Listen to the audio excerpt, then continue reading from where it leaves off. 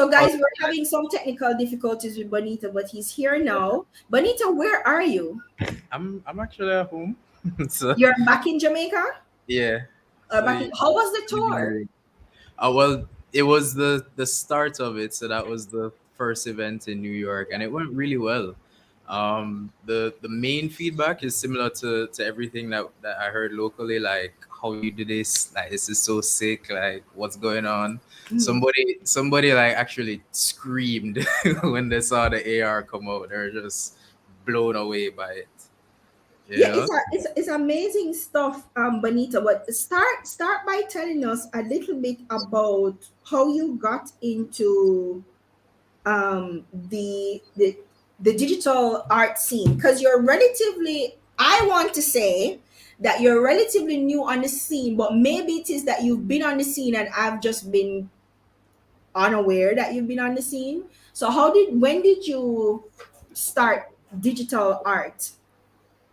I mean, I've been doing art for a long time. I, Mhm. there is no real date like when I start. I would say that this journey in general, in terms of me just doing art and putting that out, that started 4 years ago when I had my first art show at Chilitos. So that show they call Passion Fruit, and it was just 6 pieces. But the response from that, like the whole place did full, like everybody come out. It was sick. So that's where things really started in terms of the art scene. Mhm. But I've been in digital for a long time. So I've been in advertising for close to 10 years. I was a graphic designer. Yeah. You've definitely seen my work, but you just never know it's me. It So I was. was I was lead designer for when I just started. I was lead designer for Red Stripe, so I did do like Sorrel and Lemon. The Mhm. first design for those, that was me. Oh. And the launch campaign for Lemon, that was me. Then from there, switch agencies, went to Mystique, and I became the lead designer for Campari. So everything that you saw for the past, I don't know, 3 4 years, well, not now because I'm no longer there, but everything that you saw for the past 3 4 years in Jamaica and the wider Caribbean, that was me. Lead designer for Reggae Sumfest, not the most recent one. That was my friend Kimoy. Shout outs to her. But yeah, lead designer for Reggae Sumfest for 2 years. So lead designer for Jamaica Food and Drink Festival for a couple of years. So you've definitely like seen my work while I Yeah. was behind the scenes. So it's since I started to combine um my love for art Mhm. with the graphic design aspect and the marketing aspect, and then start to do my own shows as opposed to designing for other people. That's when things I think that's when I most people start to know me. and Notice you, because now you're out front. Yeah. and then how did you turn it into a product in terms of getting people to buy? Well, I mean, I'm an artist, so everything that I create is a product. So it's Mhm. just applying that same thinking. And then, like I said, because I was in advertising, which is, selling visually. So it's just really, I built that skill separate Mm. from the artistic skill. So it was a bit easier to merge the two. So I know how to design campaigns, and I know how to position a product, and roll that out, and communicate, build out that communication in a way that people can digest it and say, oh wow, this look cool, I want that. So it's really the years of being in advertising, plus approaching my work as an artist, as somebody that sells art. you know that's how like turning it into a product kind of came about. But at its core, like, your art is a product. Your art is a product, right? Okay. But usually, as an artist, you don't really see it that way, because when you're, well, I can't tell you, um, but because it's, your art is your baby. It's something that you are manifesting from your own imagination, or wherever the inspiration from your art comes from. And as we were saying earlier, that usually when you're talking about turning something into a product, you usually talk about commercializing that thing. And when people talk about commercializing, it's usually associated with like a decrease in value, because maybe now you're mass producing this thing and now it no longer has value. But what I find interesting about how you've been doing it is that you have used different digital spaces um, to display the art and make the art more accessible to the community. And I wanted to know, was that intentional on your behalf? Did you intentionally go, well, I want to be an artist, but I want to be an artist that is accessible to my community, which means that I'm trying to engage them in these different spaces. Um, I I won't say yes. Um, because the thing is, again, because I used to I did try the drop shipping thing for a little bit, and Yeah. what that really taught me was kind of the strategy behind pricing a product, Yes. um, and what goes into finding a winning product. Mhm. So I developed that skill separate, but then now it's really a case where I started to stack my skills. So again, because of the advertising background, um, and then in terms of my art, what I was thinking is like the artworks are one way to monetize what you're doing. Yeah. Mm, but nobody's gonna buy your work if they don't know that you exist. So I was thinking of ways to be commercially relevant in a way. Yeah. So by doing the shows, then those just kind of function as an ad, if you want to say that. It's a way for persons to interact with the work. Yeah. Um, and then the cool thing about it is that I have pieces on hand, so I'm always like ready to do a pop To up. sell. You know, Okay. not just to sell, but to do a pop up. Okay. Because what I find is the more people are talking about your work, the more they're tweeting, posting, reposting, all of that, then that just further what you're doing beyond your own, like what you are able to do for yourself. You get Right. me? So the aim behind it was always to kind of make the work be out there, and always to kind of interact with people, so keep having conversations about it. And then I think also I was able to find something that was unique. So my work style itself is already unique, it's already recognizable, but by fusing that with AR tech, and then by fusing that with NFTs, it just further separates it from everything else that's on the market. Yeah. So by finding those two unique angles, then that allowed my work to stand out. I won't say easier, um, but then because I also put groundwork into promoting, doing shows, networking, um, again, because I have the background in advertising, so I know how to work with brands. So I was able to position my work and the whole Down Dada brand in a way that is brandable, so other brands want to be a part of what I'm doing. So when a brand hops on now, then you further get a commercial reach out of them. After So, the run. so all of that just kind of roll into one full strategy. For sure. And guys, I wanted to notice something, because before you jumped on Bonita, I was sharing with our viewers the three elements that I think are important to being successful, especially if you're using the digital space as a personal brand.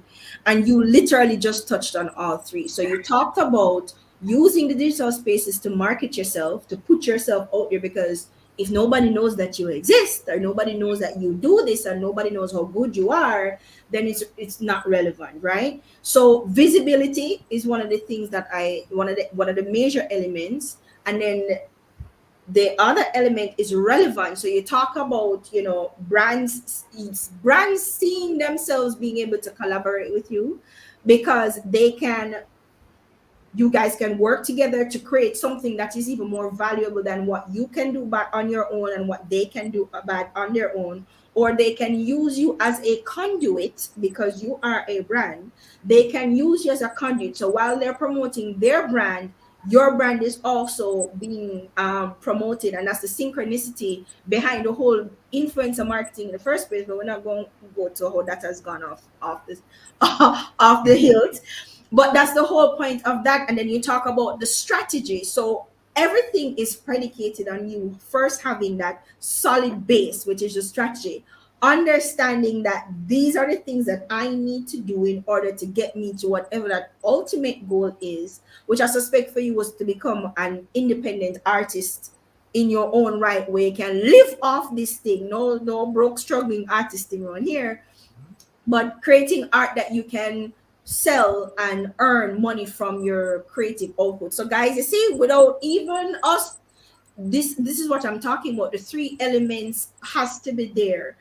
And Bonito himself is a success story, right? So Bonito, you went from using your art for the benefit of other people, not like you weren't being paid for your work, but you were working for somebody else, to now using your work to benefit yourself directly.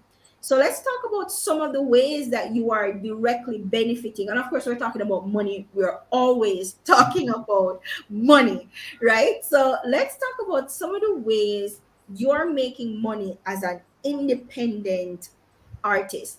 And guys, there's something to be said about it. There's a saying that says, it takes what, 10 years. I don't remember how the saying goes, but pretty much what they're saying is, for the success that you're seeing now, this is A 20 lot years in of the work. making, right? So it's not just overnight. So you see these people pop up on your social media platform and you're thinking, oh, look, I'm just coming in boss already. Well, Bonita said he has been doing this for some time now. He ain't new. He ain't new. He's new to you, but he's not new, Yeah. right?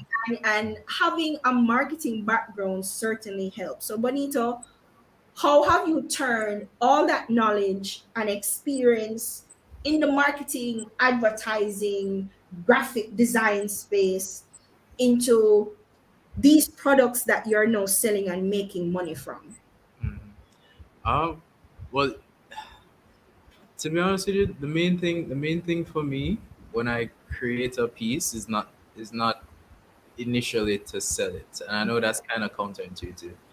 Um, but how I make money from what I'm doing is by doing my passion projects Mhm. and making sure that they get proper coverage. Like interviews, newspaper ads, like that type of thing, making sure that people see what I'm doing when I'm passionate about the work. And from there, so no, I make the majority of my money from brand partnerships. Okay. Brands will see the work that I'm doing. They'll see the AR. They'll see how interactive it is. They see how people like just go crazy over it online, and then they say, "Oh, I want something like that for myself." So Yeah. because I have the knowledge of working with brands, which is very important. You need to know how to work because at the end of the day, a brand is a person. So you need to know how to work with those people and build proper relationships. And then at a point, if you're creating an artwork for a brand, you have to remove yourself from it in a way. So Mhm. when I just started designing in general, like working for brands, it was difficult because I always wanted to do what I wanted. Mhm.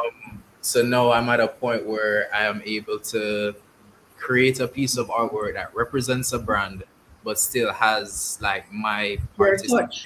energy Yeah. on it, but it's not overpowering. So brands will see that, which makes the work a lot more like it's easier to partner with.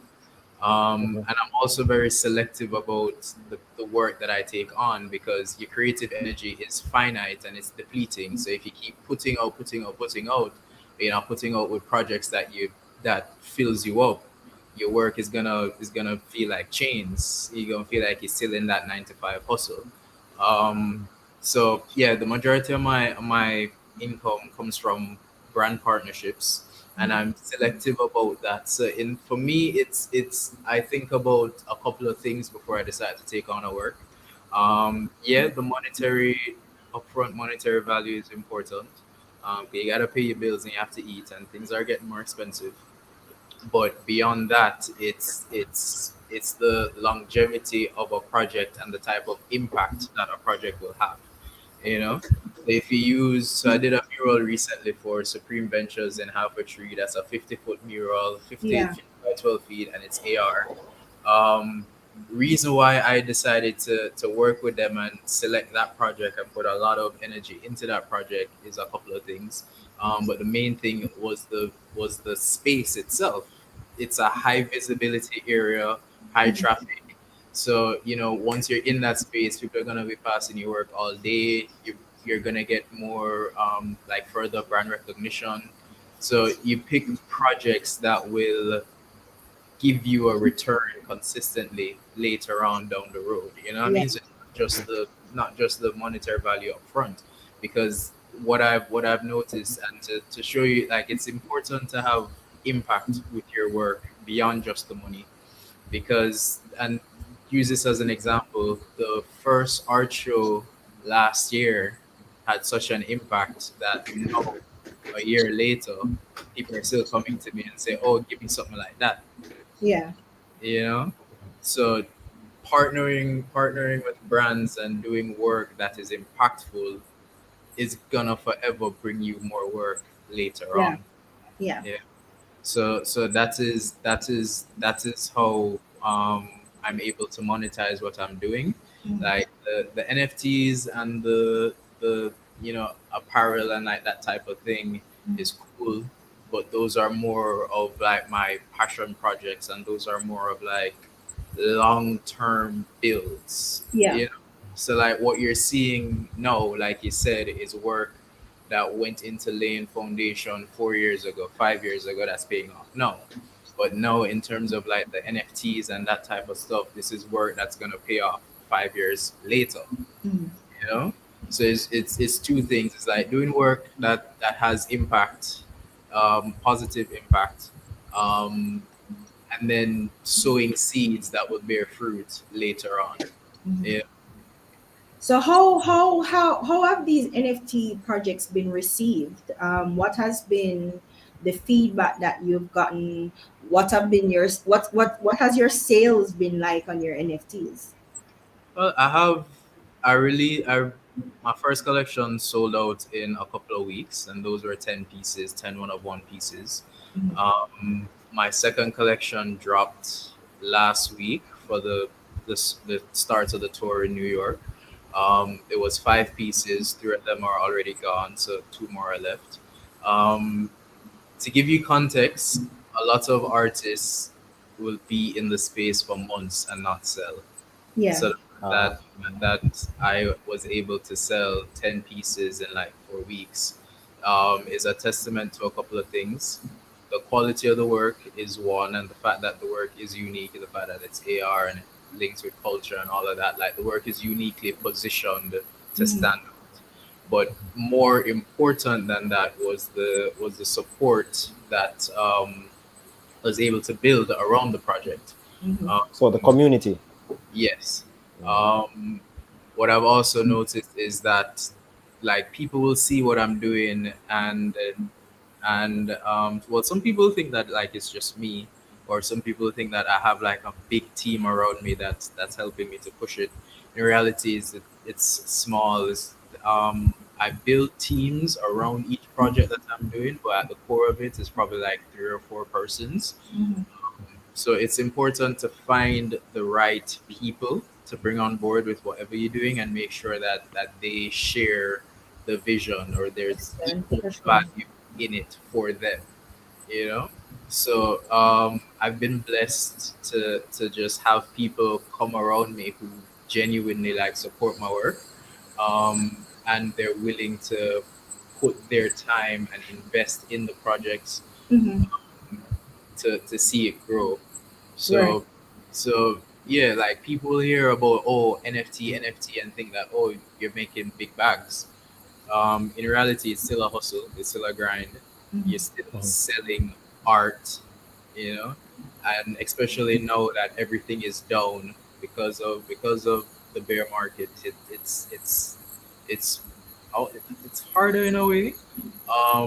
But once you have a proper team around you and you have a proper strategy in terms of like how you're gonna roll out, how you're building out your communications, like that type of stuff, it makes it a bit easier. And then over time, you also tend to learn from what you're doing. So from Yeah. the project, we had the learnings from that to say, oh, these elements work. So then you take that and you integrate it into a new project.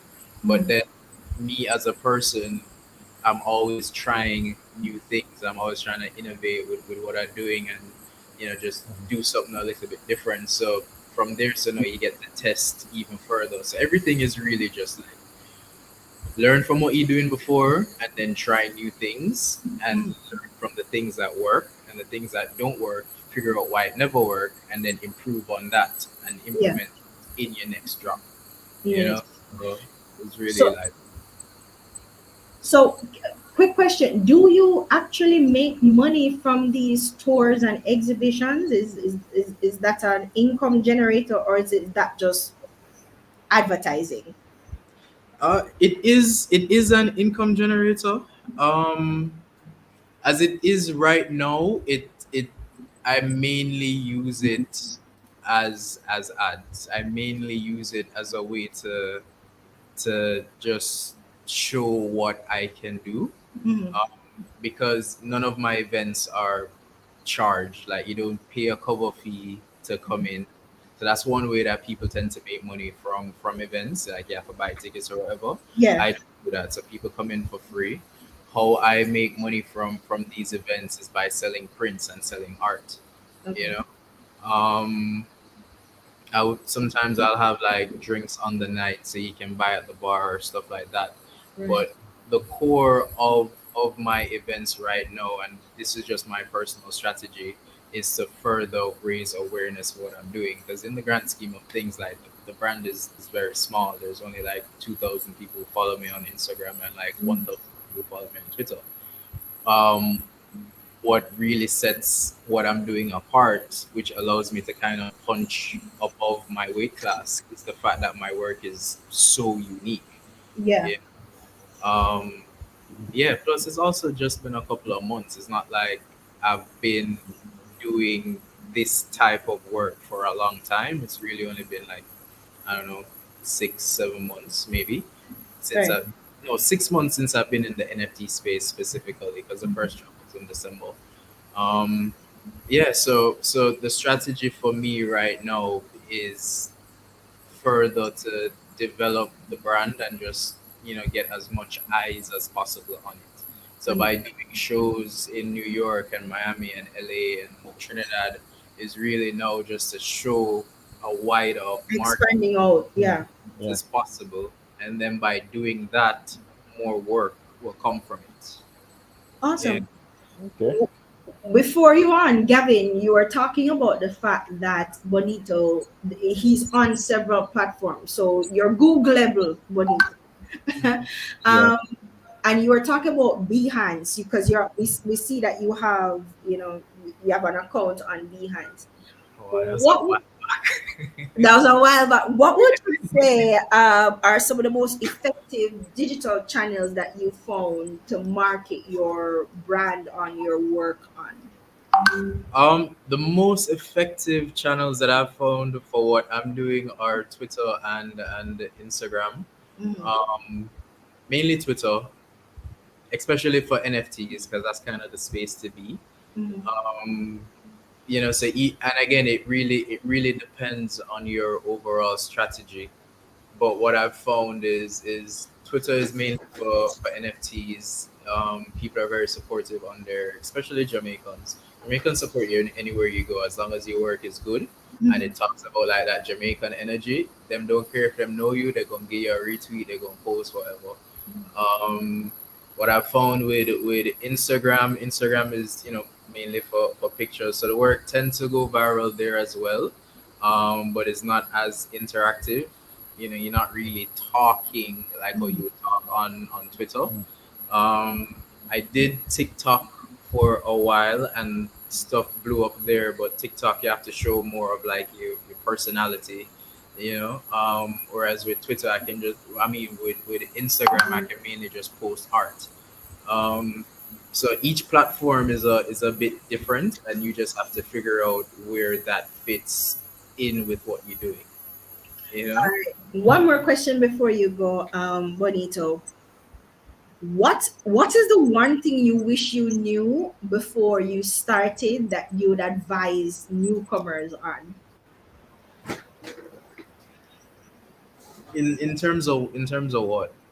Like as a digital artist, putting your work out there, marketing yourself, you know, getting these brand collaborations, doing these tours, doing your NFTs. What is the one thing you wish you knew before you started, or the one lesson you learned that you wish you knew before you started that you could give us a little bit of advice on? It could be um, about marketing, it could be about selling, it could be about I think the main thing branding. the main thing that is coming to mind right now, and is something that I face with the first show last year when I was planning that. And with kind of with all of my shows that I've kept, really, it's timing is important. Mm-hmm. Timing is very, very important, actually. Even like with social media, like when you're posting things, you have to post at the right time. You have to really think about what people are doing. Like if it's early morning and you post certain content, like it's not going to get as much interactions versus if you post like when people in traffic in the evening, because on their phones. But yeah, timing is very important, and I've learned to kind of not rush things. Mm-hmm. So like, yeah, as humans we have our own needs, and we attach urgency to different things. Like we need to get this now because of XYZ, some arbitrary reason that we make up in our heads. But in reality, like once you're heading in the right direction, it doesn't matter if the thing is today or next week, it's gonna come because you're moving in that vein. um so yeah, I would say just not rush, not force time, not force anything that you're trying to do. Um, and to give an example, like with the New York show, or with any, even the event last year, like that event, I had to push that event back probably like 3 or 4 times for the one last year. Um, and for me, it was just like, but it feel away still because I didn't just want to get this out, but the timing wasn't right, Yeah. you know. And I find that it's more important to do something when it's gonna have the most impact, versus when you have to like force it. Anything that you have to force in life, don't do it. Don't do It it. Yeah, it not gonna be fruitful for you, or even if it is fruitful, the fruit not gonna taste good. It's gonna sweet, so Yeah. like, So take your time. yeah, yeah, literally take your time, give yourself time to develop your ideas properly, give yourself time to develop your concepts and your executions properly. Because when you do that, like it shows. And when the time is right for certain things, like you just know. You Right? just Like, yeah. yeah, like if you're reaching out to certain people and they're not responding to you the way that you want, because, and yeah, say, oh, say I need this brand to come on board because XYZ, but them now pre me, right? And you know it. Next thing you know, next week, a bigger brand gonna call you and say, "Oh, so we want to work with you on this," and that's just timing. Timing Yeah, is important for you. That's another element, guys. Visibility, relevance, timing, and strategy. Bonito, really appreciate your time. I know we had some difficulties this morning getting you on, but appreciate you jumping on and talking to us. So, guys, Bonito says, um, you know, you have to give yourself enough time. You have to market yourself properly. And even though he didn't say community, but he did mention that community was very important, because the community helps you spread the word about your brand, and they get excited about the things that you do because they feel involved, they feel a part of it, and they want to help you grow because they like you. Okay. yeah, So you have to actually be likable. That's a thing. And So like so, what I've noticed a yeah, lot, um, and literally to your point is like people will support you once they see that you're doing work that you are excited about, like yes, that energy that you put into your project, it yes, transfers, yes, it does. you It know. really And then does. especially when you're trying to do something that you've never done before, and you make it known, say, yo, you know, so I never do this before, but I find this tutorial and I tried this and I see how it work here, and then I go try it with this. Like people tune in to them, say, okay, so it worked this, so let me see what am I gonna do next, Next. you Right. know. And it sounds like one of your biggest selling point too, Bonito, is the uniqueness of your work. I don't personally know of another digital artist in Jamaica that's doing the AR thing. You're the first one I came across. I could be wrong, but you're the first one Yeah, I came across. So that is why you stand out so much in my mind. And that's a good thing. Being first to market is a good thing, or even if you're not first to market, being the first to popularize something, you can also reap the benefits of that as well. And as a, you know, as a young youth, people like to see our cut and I go through and do your thing, and we people want like to to root see. for our own. So that's why you also have to have that community, because they like to root for their own. In terms of the AR though, like I'm not the first person to do it. Mm.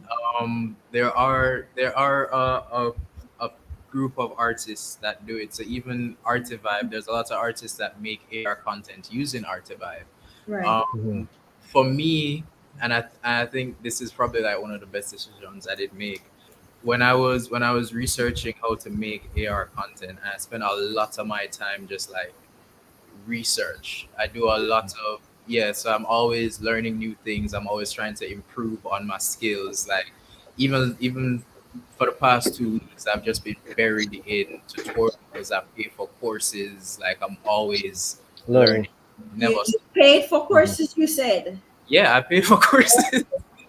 Yeah, that's the fastest way to learn Yes, versus because like you people out think the there. free things that is out there on YouTube is sufficient. Sometimes, guy, you need that Yeah, next level or no, that deeper free. dive. You There's a have to. lot of free learning. There's a lot of free Yeah, learning out there there is. on the internet, right? But if you really want to improve on what you're doing and separate yourself, you're gonna have to like find those other artists, because there's a lot of artists out there that's kind of Mhm. leading their space for them. Yeah, Yeah, buy one of their courses and you learn from them, and then you apply that to what you're doing, so yeah, that you get a boost on your own creativity.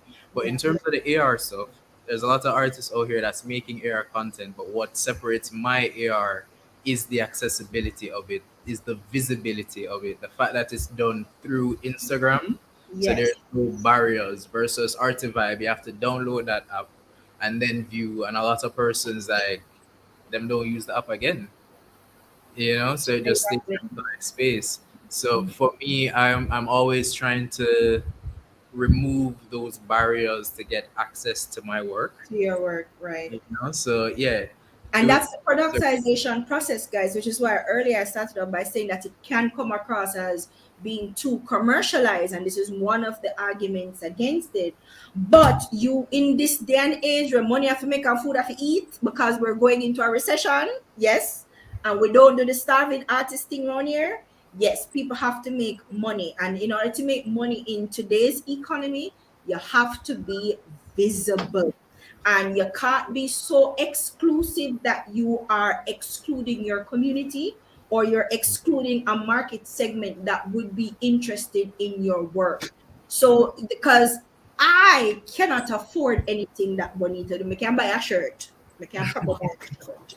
So, but I can't do the mix mural and excitement that a company can do, but I can still access the work. I can buy an NFT, I can buy a shirt.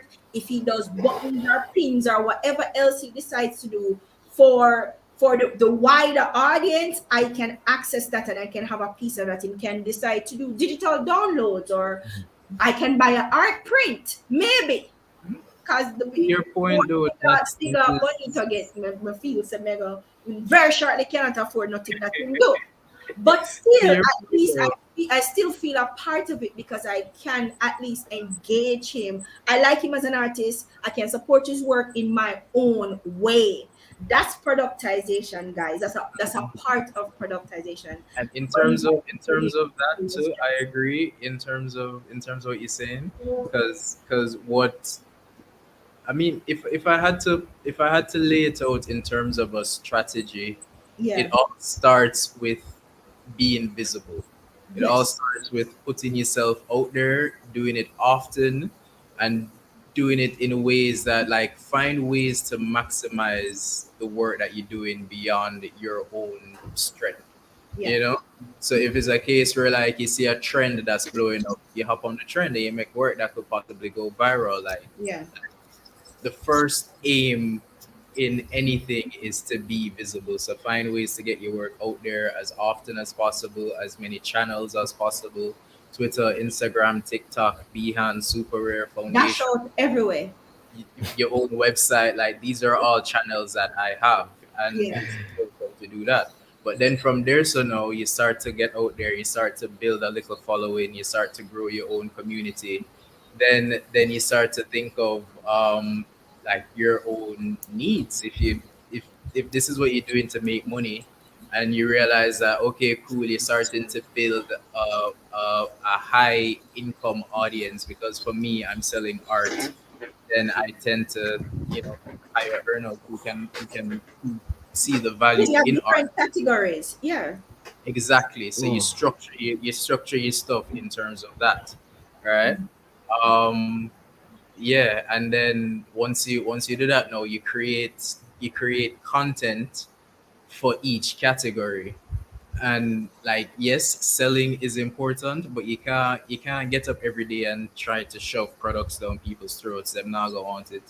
For You sure. have to tell a story. You have to integrate that story into your own story, Yeah. like do it in such a way that people connect with your journey. And I think what really works for me is the fact that like my face is attached to everything that I'm doing, and because it's art, like, and I'm the artist, people want to know. So also, why you put this there? Why you use that element? It furthers the story. It furthers the Yeah. conversation. So yeah, I think, and when you look at brands like unique brands that really stands out, or even startup brands that start out, it's the same thing. Like the creator for the brand, whether you're selling makeup or you're selling a tutorial or whatever, you attach yourself to the brand. You're out there every day. You're doing that work to meet with people, talk to them, give them insights on your product.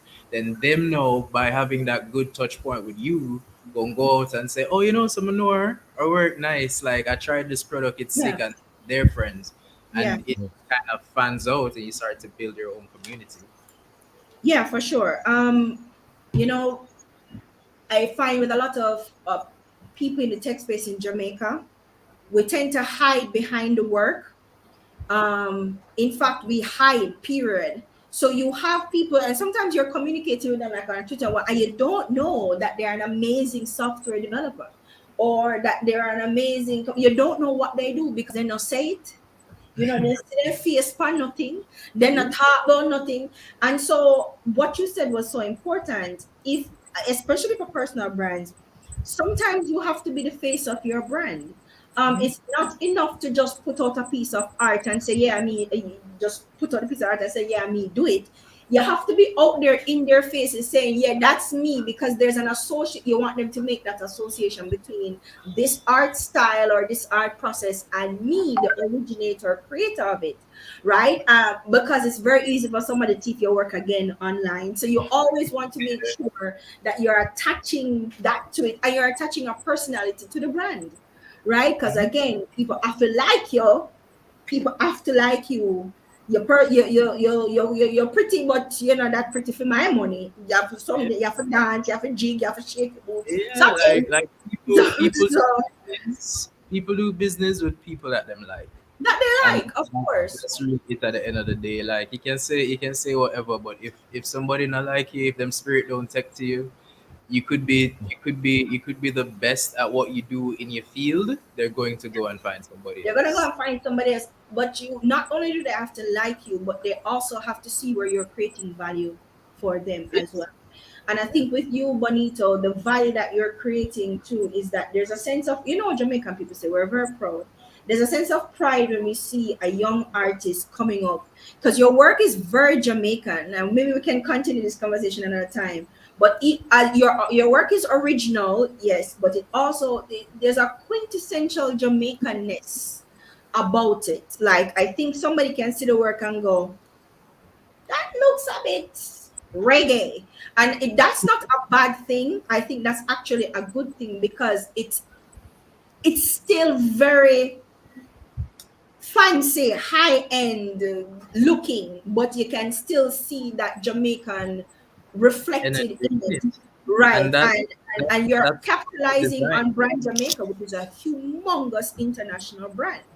Yeah, but that's So by design. That wasn't an accident.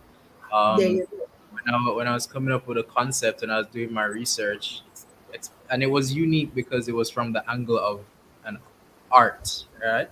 And when I was Yeah, doing my research, I realized that there isn't a current like artistic style or face for the culture. Like back in the day, you had like Barrington Watson's works that's yes, defines an era in Jamaican history. And for me, like I wanted to make art that when you look at it, you see a certain time frame in Jamaican history. ooh, So yeah, it's all intentional, and then especially with the fact that like you say, brand Jamaica is a massive, it has a space globally, and then the fact that our music is blowing up now, like in America, the new artists are expanding beyond yeah, Jamaica, then that's just new people coming on board to Jamaican brand, yeah. and work it's right at that intersection. So it's an intentional brand positioning. Again, timing, as you spoke about. Bonita, thank you so much. Really appreciate you being on. So, where's the next stop in your tour? So the next place that we're looking at is Puerto Rico. And then after Puerto Rico, it's gonna be LA, I believe. LA and then Trinidad, then Miami. Then we finish with a bang in Jamaica at AC Hotel.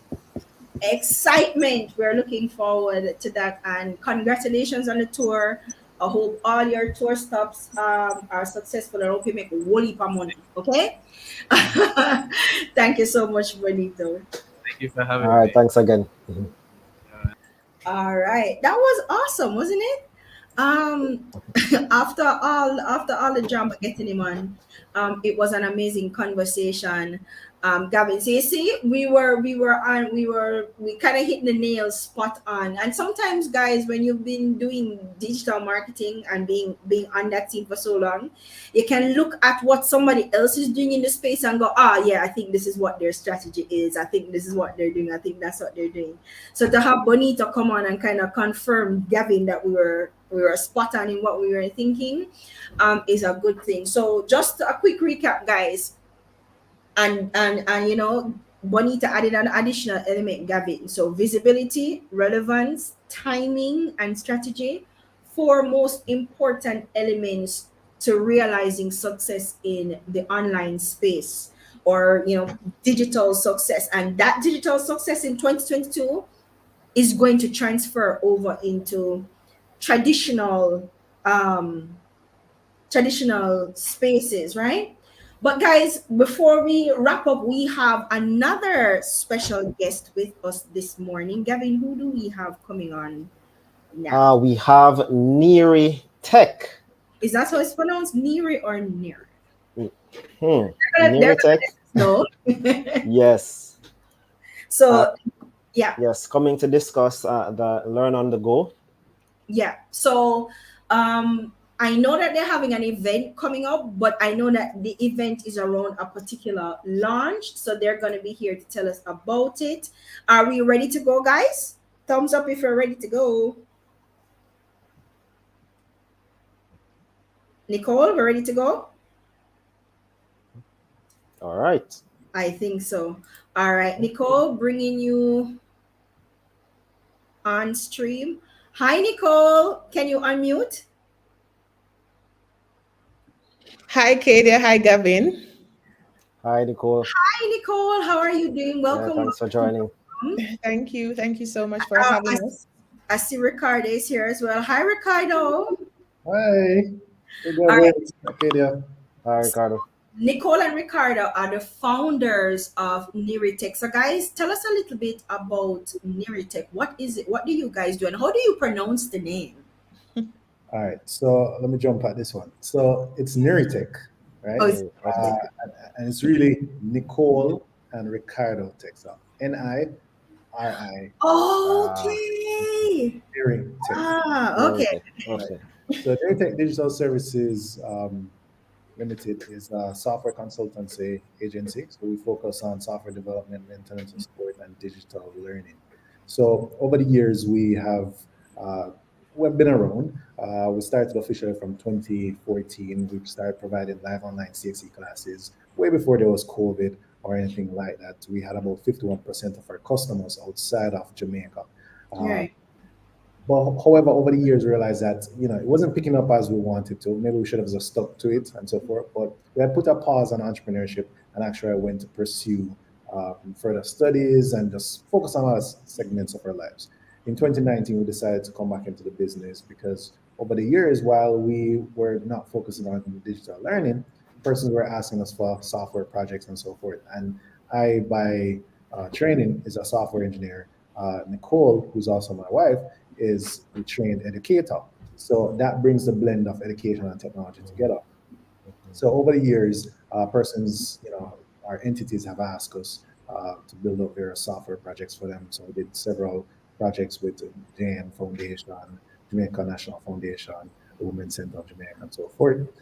So we decided to now focus primarily on software. So I left my full-time job, which I worked as a software engineer, business development, and finally senior innovation analyst with the government, and then into entrepreneurship. So when I came over, Nicole was already in business full time, but then I came over and we focus now primarily on software development. But over the years, we also saw a gap in the market as it relates to skills learning and just online learning. When we just started out with providing live online classes, we did not have a platform. And so we wanted to really build a platform that we were proud of, also build it from the ground up so we can have some intellectual property and just being able to say this IP belongs to us, right? Yeah. So we ventured into that for the last 2 years, kind of just trying to build out this platform and so forth. Yeah. But I think Nicole would be better Right. poised on sharing what the vision of Learn and Grow Caribbean is. So Nicole, you want to just go ahead and share? But before Nicole jump in, so this is a new product that you guys are launching Correct. under your Neritech brand, or is Learn on the Go and different brand? Right. So Learn and Go Caribbean is a software as a service. It's a Or it's a product SaaS owned, brand? right? So Okay. it's a SaaS product owned by Neritec Digital Services Limited. So Oh, right now, I mean, the ultimate vision is to ultimately have it as its own entity. But yeah. for now, it's a product uh, towards growing to that level of maturity. Okay. Okay. So Nicole, what is Learn on the Go? I saw that you guys are having a conference going up, but the conference is around this product launch. So what exactly is the Learn on the Go product? Okay, so Learn on the Go Caribbean is an online community for skills transfer. Yeah. And basically, it's designed to help learners upskill in the areas of technology, business, and the creative arts. We want to help content creators uh, earn an income by sharing their skills. And we also want to help training organizations host and sell their own courses on their own dedicated platform. So what Right. we're doing now, we're hosting for the first time ever the Caribbean Course Creators Summit. And what's basically happening is that we're getting different persons or I say experts in the field in various areas of e-learning, instructional design, and content creation to come and share best practices and how persons can develop courses. Now, we want to play a role in helping to digitize content or learning content. That COVID Yeah. showed us that learning was severely impacted because a lot of the resources were in a physical form. Mm-hmm. And knowledge, even though persons had the knowledge, were not able to share that knowledge because of, COVID restrictions. And you'd have seen the upsurge of online platforms. You have seen the growth of some edtech companies now in the market because there's a need for it. But what is so unique about our platform is that you can literally build a micro course and make that course available through subscription on our platform. Mm-hmm. And you can earn an income through that subscription program. And persons can subscribe and learn and get information. So we want to be able to have that exchange of skills and knowledge where both the learner and the instructor is benefiting. And in terms of digitization, we're really pushing to help persons play a role in digitizing their content. And we know we can do it in different forms. For example, in this format, you're using a podcast to really share information. We want to create online courses and we want to make that easy and accessible for many persons. And so if you're interested in learning more about this space and how you can monetize your knowledge and understanding a little bit more about course creation because comes in different formats. We're not just focusing on video-based courses. We're looking at instructional design and e-learning in various formats. I think it's just a good place for you to get a lot of wealth of information that you can use to, start another phase or another income stream, or you can use to share information in another way. So we're excited to be launching this product.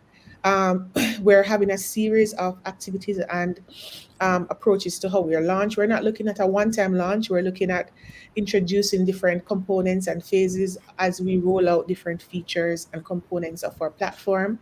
And so a lot of this might feel new, but it's not that new. We have similar products in the international market.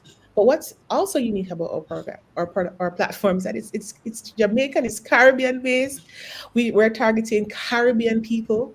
We want Caribbean content. We consume so much content from uh, other countries, and I That believe is that true. we are very knowledgeable and we learn and we teach in a different way. And so we use the term culturally relevant content that we can relate to it with people we can relate with. And so we're hoping that persons will come on board and learn more about how they can get involved. And as Ricardo mentioned, we are a technology company first. And so we're really building this technology to make a change, to disrupt the industry, and also encourage persons to do things differently. So if you're interested in that, if you're an innovator and disruptor and you really want to make a difference, please, you can contact us and get more information on how you can become a content creator, and or you can join our mailing list and learn about when we're going to be rolling out our first set of courses. There's a lot to come.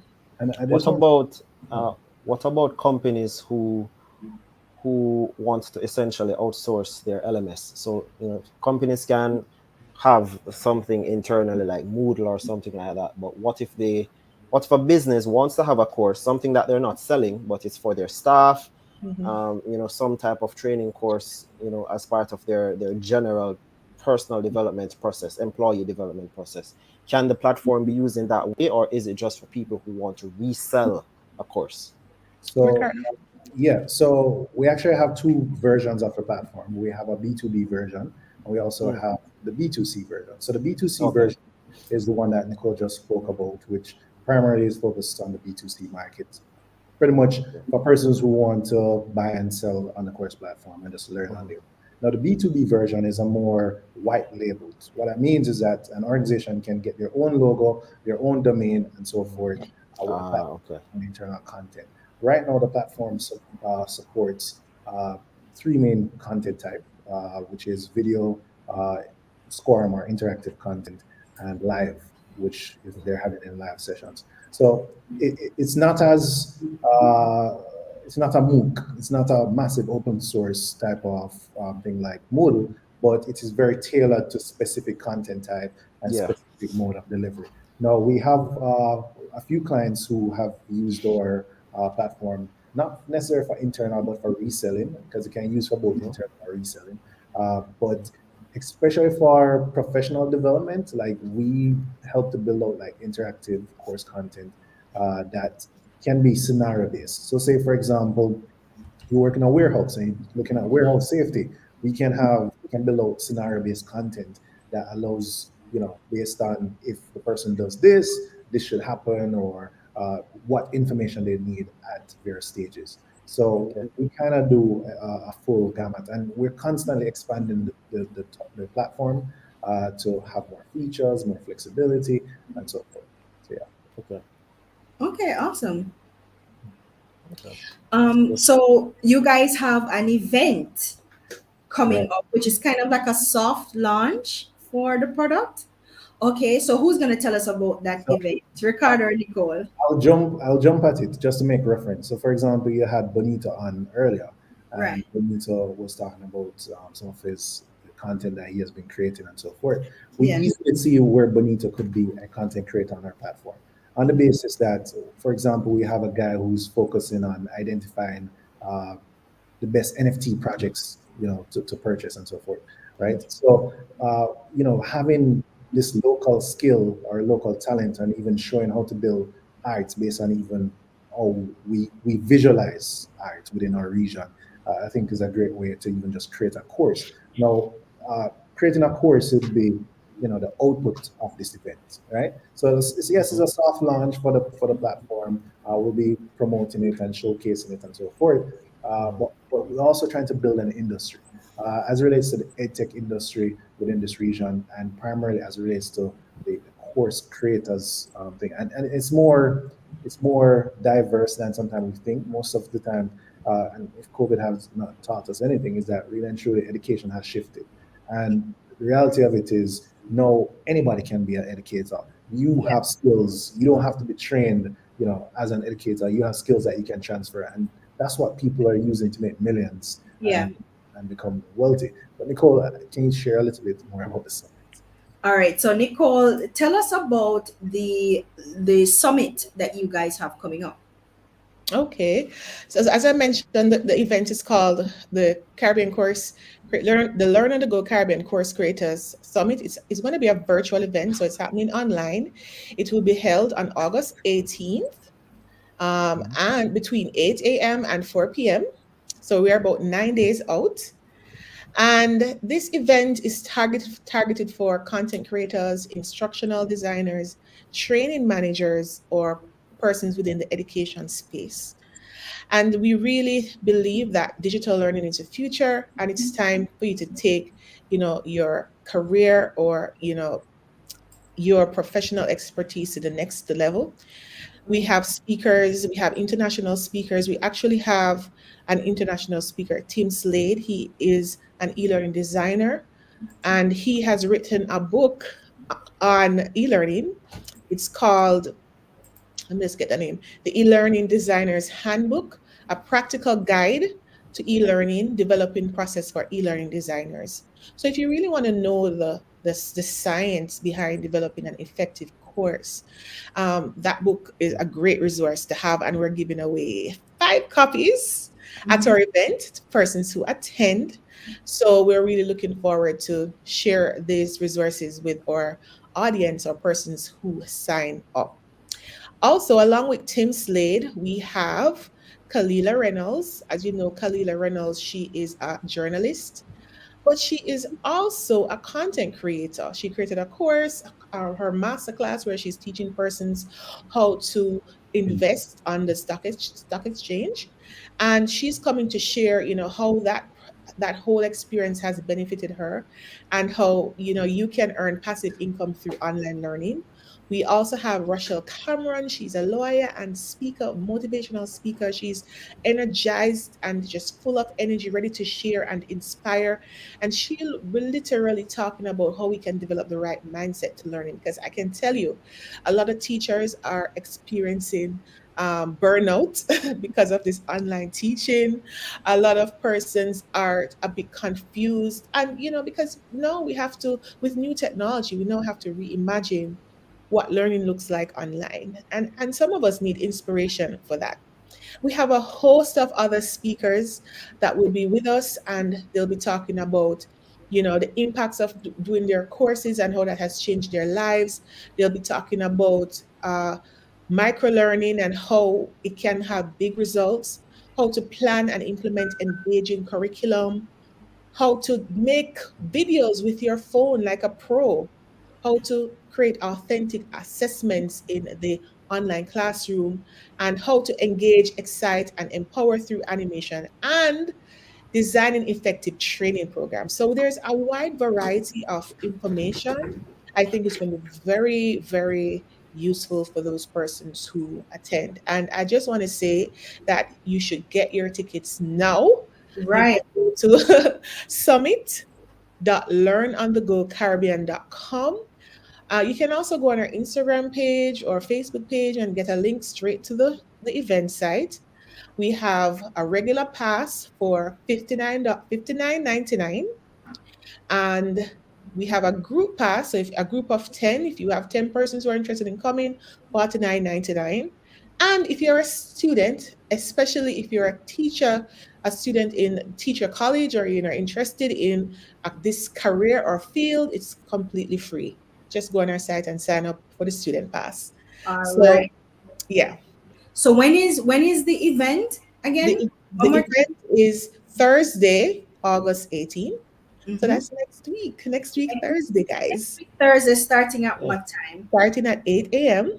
to Mm-hmm. 4 p.m. 8 a.m. to Okay. 4 p.m. Yeah. So if you are in any of the creative industries, or you've just been working somewhere, you've gained a wealth of experience, you've been doing it for 20, 30, 40 years, one of the ways that you can make money online is by turning that experience and that knowledge into a course that you can then sell. On demand learning, self learning is a big multi billion dollar industry, because universities are great, but not all of us have the time to go to a university or can afford a university, and so we turn to people who are already in the industry, who have the knowledge and experience, who can teach us what they know. And this summit pretty much is, that's what they're going to be talking about. How can you take that skill and turn that skill into courses that you can sell on the soon to launch Learn on the Go platform? Guys, when is Learn on the Go platform launching? Well, as I mentioned, well, Ricardo, you want to talk about that because I see your So thing coming. LearnThruCaribbean.com is currently live, It's right? live. Okay. There's a free course on there with hands-on with Git.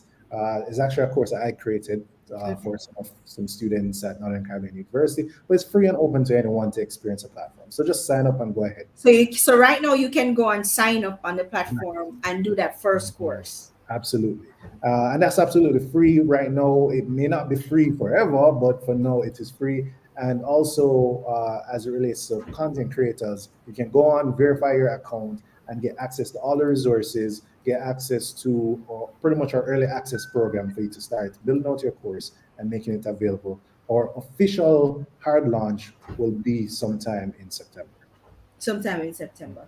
All right, guys. Thank you so much for coming on, guys. The event is next week, Thursday, starting at 8 o'clock to 4 o'clock. If you're interested in learning how to take your skills and experience and turning it into courses, then you need to be there. The line, what I'm most excited about is the lineup of speakers, because that's a stellar lineup of speakers. So I know it's going to be something great. Nicole and Ricardo, thanks for being on. Appreciate you. All right. Thanks again. Guys, bye. Bye Bye, bye. Ricardo. Bye, Nicole. All right, guys, and that's it Yeah. for our show today. We had our first show back, and we have a technical difficulty. Oh Lord, that had me like for a minute. But in the end we got to start it out and we're Yeah, all come worked out. Bonito. How was your first day, Gavin? It's a bit of a new experience. I've done webinars and those online sessions, but yeah, to be a part of hosting a show, yeah, it's new, but it was good. It was It's new, good. but it was good. Yeah. As long as you enjoy it. But guys, we're looking forward to the next one next week. We have Andre Robb from Will and Tomorrow, and he's going to be talking to us about why we need to grow up and be proper adults. And a part of doing that is estate planning, proper estate planning. Guys, let me tell you something. My background is law, and one of the things I used to do when I was working at a law firm was probate. Let me tell you something. Let me tell you something. Dying intestate, which means dying without a will, and then have putting your family through the process of going through probate. Jesus, is a wicked thing. It's very wicked. First of all, it's long, it's drawn out, it's tedious, it's highly technical, and it's expensive. And so guys, it's important that you guys start planning for the future. And one of the ways you can do that is by putting together a will and making sure that your estate, your assets, whatever, are in good order before Jesus calls you home. Yes? So that's what we're going to be talking about next week with Andre Robb from Will and Tomorrow. Guys, thank you so much for tuning in. And we will see you next week. All Bye. right. Thanks, everyone. Bye.